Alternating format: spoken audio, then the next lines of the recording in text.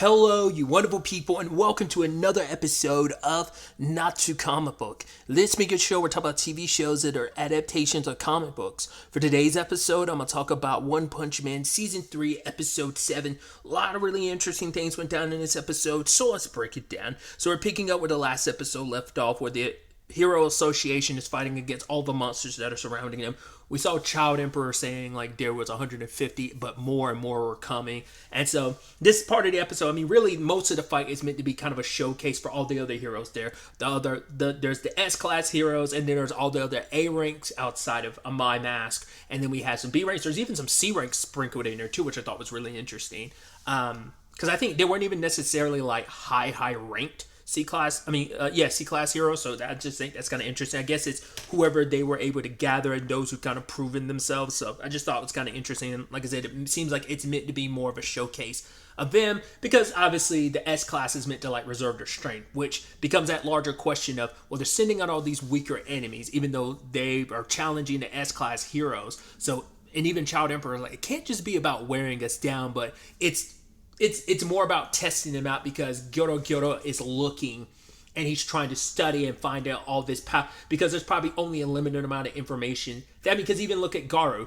Garu had to like read a book, the book that Tarao had about all the heroes to kind of learn about them. So Garu is doing the same thing, where it's just like, I'm gathering intel, so all of these monsters I'm sending out are cannon fodder, because like, hey, if you can do some damage to the heroes, cool, but more so than anything, you're giving me more information to kind of hedge my bets toward us coming out on top. Plus, it's not like they're sending out their top fighters. They're still keeping a lot of them in reserve, because those are meant for like the S-class heroes. I mean, I'm sure like obviously a few S-class heroes have kind of fallen, whether it be like Metal Bat, oh god, what was the other one? Oh yeah, like Tank Top lost as well. So, oh yeah, and then like we know Orochi beat Metal Knight. So, but either way, some of the people we got showcased. There was the guy who pulled a bit of a. If you've seen the Suicide Squad, he pulled a blood sport, which I'm always a fan of. Like, oh yeah, clashing bullets, because he's like, oh yeah, the guy monster's like, I'm over here, I'm gonna snipe far away, I'll be able to take them all down. And then like he gets his bullet shattered.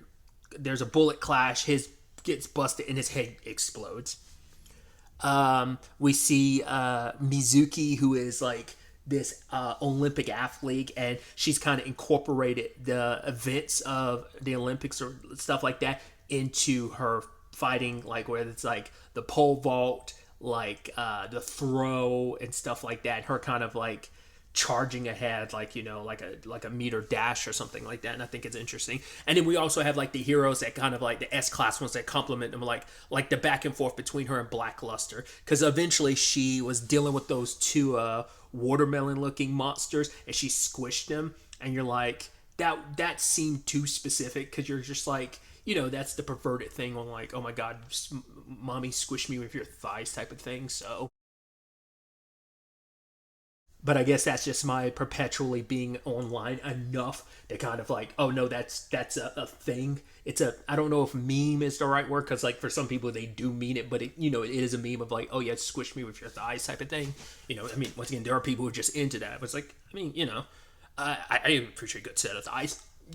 That's not here nor there, but my point is, like, I don't know if that's like, if that's something ripped straight from the manga or not, or that just kind of like them having fun and incorporating that. But like Blackluster appreciating her and like, oh man, you got great form and stuff like that, even at certain points telling her to kind of take a break and rest, and she kind of looks up because she's like, oh my god, like what kind of training do you have to do to get the muscles that he has? Whereas like everything that was kind of, all the enemies were attacking him, he was turned away from them and started like hidden, all their attacks did nothing to him. In fact, like he kind of just like run straight through, and she was just flabbergasted and amazed by that skill.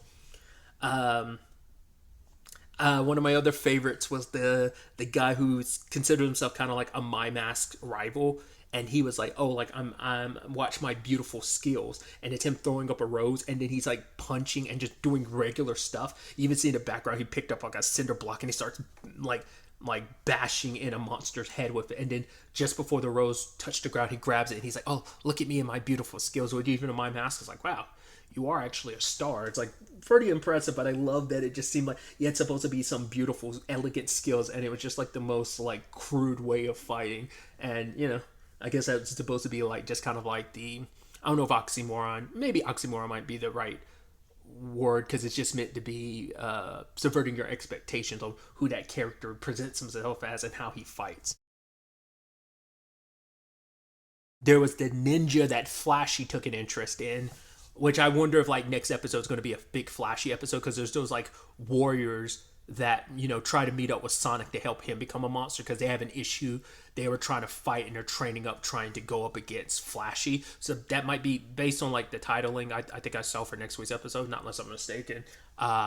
Seems like that might correlate there. But like Flashy was asking questions about this ninja because he's like, oh, I wonder this person from the same village. He's like, no, he's like, there was no women in like the village where like I trained at. So I was curious about that. Like I said, I just like the parallels with like some of these like characters kind of like cooperating with like the S-class equivalency of like their situation.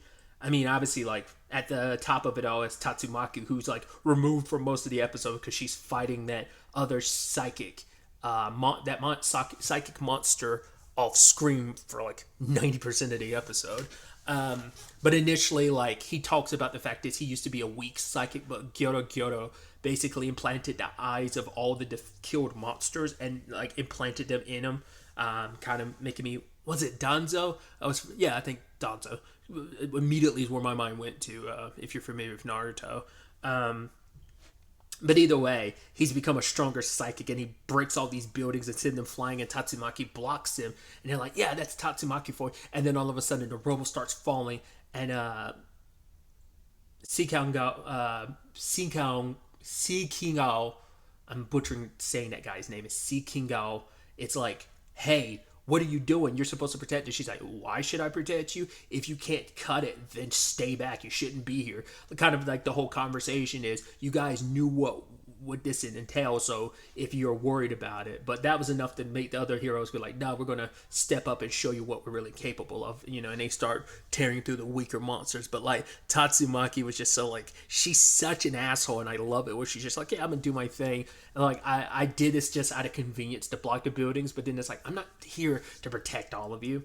And especially when that psychic monster was like, oh, like your sister's also a psychic. It's like, I'm going to defeat you guys and pluck your eyes out. And obviously that's what irked Tatsumaki's name, Tatsumaki, because it's like, you brought up her sister, but also you're underestimating her. Like, oh, you're looking down on me in particular? All right, bet. And so just kind of deals with that off screen. The biggest threat ended up being that Rhino. He ended up beating someone in particular, didn't he? I can't remember who. It might have been, was it?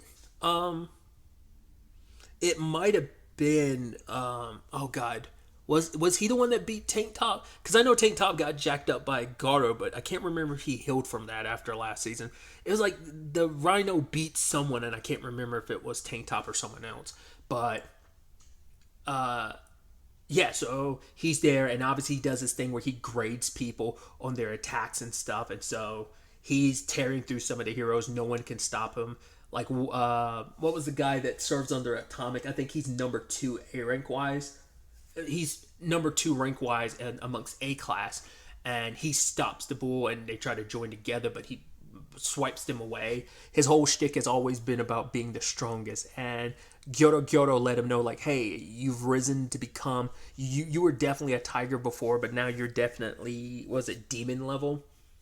And he's all about proving his strength. And Atomic Samurai was like, all right, let me handle this, which his guy was like, no, let me handle it. He's like, you can be stubborn sometimes. And he even said, like, you're so focused on trying to cut his horn that I was like, is that why he didn't outright win? It's because he was so busy trying to cut the horn that he didn't aim for any like specific spot. He wasn't trying to like necessarily win, because I guess he was trying to prove something. I don't know if it was supposed to be like a trophy and dedicated to his master, whatever the case may be. Atomic does, once again, the cool thing, it like we did, it's just like we saw the blade a little bit as he like like unsheathed his sword for a tiny bit and then immediately sheathed it back. And it's like, okay, cool, that's taken care of. And the guy's like, wait, what are you talking about? You didn't do anything. And then in that moment, his horn gets cut. He's like, oh, you told me wrong, Kyoto. You said I was strong. And then he gave Atomic Samurai 100 points. And I just love Atomic Samurai being like, thanks for that, just as he killed a guy.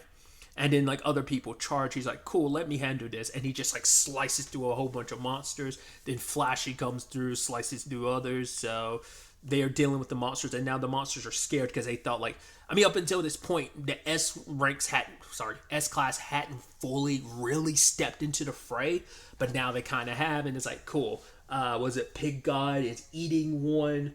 Like I said, Blackluster's just like dashing through another, and it's like, so some of the others are, I even love, what was that, one of the other heroes, he's like, oh no, I can't focus, and then some attacks went through. He's like, oh yes, my powers finally kicked in, but it turned out it was like two of the samurais that follow Atomic Samurai ended up being like, what's that hero doing over there? Like, oh, good thing he was kind of ducking down while we were slashing through the end. He's like, what is he doing over there? He was like hyping himself up. I'm like, yeah, I did it, when he didn't do anything. So we never actually got to see exactly what his abilities or powers were.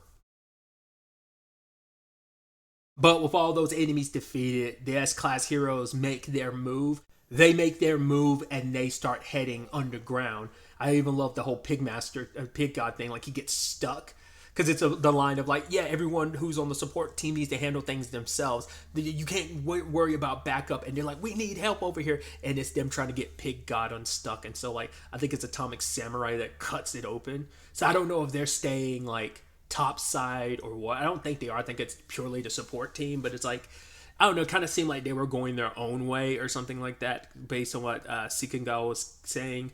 But that's what's happening on that front. Then you have Gyoto talking to the monsters that ran away. He's like, oh, you guys had all that bluster and bravado, and yet you came cowering back. They're like, we thought we were stronger than them. We thought, as long as we had numbers in our advantage. But it's like, nah, they ended up killing at least half of us. But Gyoto is like, okay, so you shouldn't exist at all, right? You're scared to die, then you shouldn't exist. And he ends up trapping them in a cube and then crushing them, and then he feeds that to Orochi because he's like, you're better off being mulch for and substance for Orochi if that's the case, because he's like, at the bare minimum you could go out there, die, but at least you serve the purposes of giving us some type of intel about these enemies. And if you're not going to do that, then oh well, so kind of making the other monsters there fall into place. So like, yeah, now go out there and die fighting, or you could die by being a meal. So that's the only choice you have. And then he's talking to the stronger enemies like, yo, it's time to move out. As the S-Class heroes are making their way through, we didn't cut. I was almost expecting us to cut to Saitama again. And be like, is that just going to be the bit? It's like, we're just going to cut to one scene of Saitama like every episode. It's like, didn't even see what he's up to this episode. But obviously we know he's somewhere underground, so. And then obviously the post credits were kind of the heroes being like, should we be worried? But it's like, nah, everything's going to be okay. This is up to the S-Class heroes. But then it's like Goto being like, right, it's time for the real fight to begin, because this was just kind of setting the stage. So, but he still believes they're going to come out on top. So it's going to be, and we know some of the higher level monsters that are down below. So it's going to be interesting to see what pairings we get. Like I said, those ninjas and Flashy seem to be one. It's going to be interesting because like Tatsumaki's probably going to be able to rip through some enemies pretty quickly. But then we also have like King's squad of, what was it, Fubuki, Bang, and Bomb. And then obviously like you have Genos waiting around for Saitama, but Saitama's already going underground. So how long will he wait, or will he just end up missing the entire situation because he's still waiting around for his master? We'll see how that all plays. I could definitely see him coming in the last second, because Saitama will show up in the aftermath of something, and then that's before stuff really pops off, and it's like, oh, my master's here, like, now I'm gonna step into the fray in like the at the midnight hour type of thing. But we'll see how it all shakes up and plays out. I'm excited to see what happens next episode.